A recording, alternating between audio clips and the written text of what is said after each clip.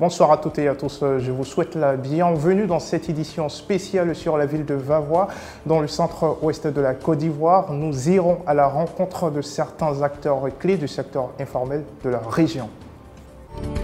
Le premier reportage nous emmène dans le quartier Diallo de la ville de Vavoie. Nous avons posé nos caméras chez un octogénaire qui fabrique des tampons de tout type. Malgré l'âge, il continue de faire un travail remarquable. Il nous parle de son quotidien. Regardons.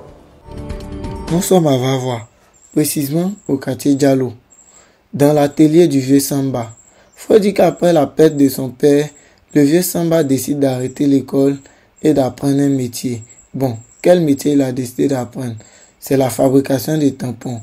Et grâce à ça, aujourd'hui, le vieux Samba est reconnu dans toute la région pour ses prouesses en matière de fabrication de tampons. Et donc, on va aller voir le vieux Samba afin qu'il puisse nous expliquer un peu en quoi est-ce que consiste la fabrication des tampons et quels sont les petits docs qu'il peut nous donner pour nous qui ne maîtrisons pas trop la fabrication des tampons. Bon, il y a des périodes ça marche, il y a des périodes ça marche pas.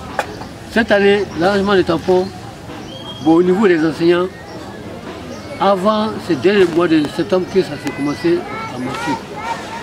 Bon, où nous sommes aujourd'hui, bon, vraiment, il y a eu un peu de changement.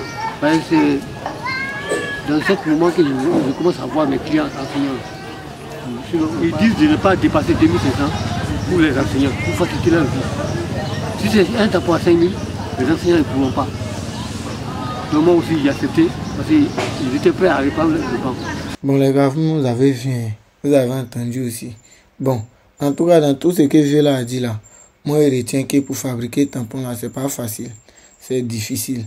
Donc je peux en tout cas, nous on te tire notre chapeau. Et puis là, bon courage à toi aussi dans ton barrage. Toujours dans la ville de Vavoie, nous nous sommes penchés vers un autre secteur d'activité, la cordonnerie. Monsieur Lassine Traoré tient depuis plusieurs années dans la localité son atelier de cordonnerie qui ne passe pas inaperçu. Dans cet élément, vous allez le voir, il nous plonge dans sa vie de chaque jour à l'atelier. Nous sommes à Vavoie, précisément au quartier Commerce. C'est dans ce quartier que monsieur Lassine Traoré a décidé d'ouvrir son atelier de cordonnerie. Après un cursus scolaire qui s'arrête au CM2 et plusieurs dossiers, M. Lassine Traoré décide d'ouvrir un atelier de cordonnerie. Faut croire que devant tous les ateliers de cordonnerie, il y a toujours de vieilles chaussures ou des chaussures qu'ils ont arrangées mais que les gens ne sont jamais venus prendre. En tout cas, pour ne pas trop monopoliser la parole là, non. On va passer la parole à M. Lassine Traoré. Vu que lui-même il est cordonnier, il va mieux nous expliquer pourquoi est-ce qu'il y a assez de chaussures gâtées devant tous les ateliers de cordonnerie. Quand je suis venu m'installer, j'avais pas beaucoup de chaussures. Mais les clients qui viennent me donner le travail de faire, il y a les clients qui donnent l'un sur le champ. Il y a les clients qui disent, il faut faire, je vais repasser après. Tu fais, il y a les clients qui passent. Mais souvent aussi, il y a les clients qui passent pas. Donc, on est obligé de placer comme ça.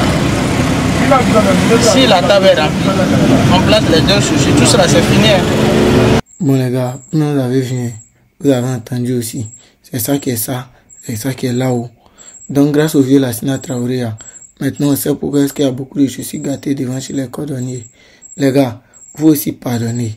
Si vous déployez vos chaussures chez les cordonniers là, n'ayez pas honte, venez chercher. En plus c'est même pas cher, 50 ou 25 francs. Vieux Lassine Traoré, bonne continuation.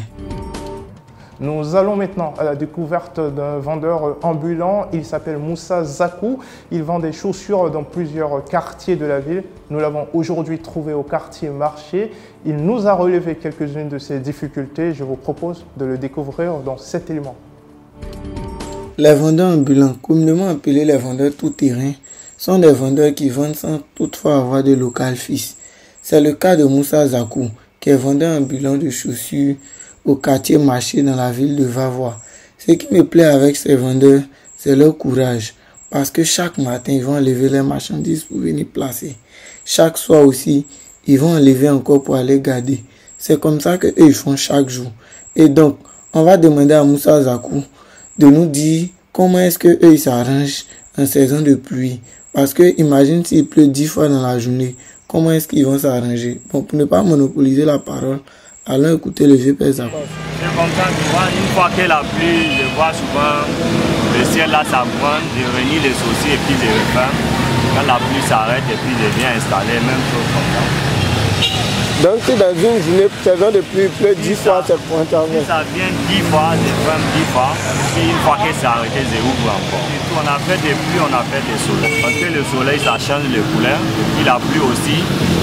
Donc, quand ça vient avec... Bon les gars, vous avez vu, hein, vous avez entendu. C'est ça qui est là-haut, c'est ça qui est ça aussi. En tout cas, ce que nous on retient dans cette histoire, c'est que seul le bara paye. Parce que si tu n'es pas courageux, là, en tout cas, tu ne peux pas faire bara ça là. Donc la vie Zakou, nous en tout cas, on te dit bon bara et bon courage à toi. Nous sommes à la fin de cette édition spéciale. Merci de nous avoir suivis. Prochain rendez-vous demain.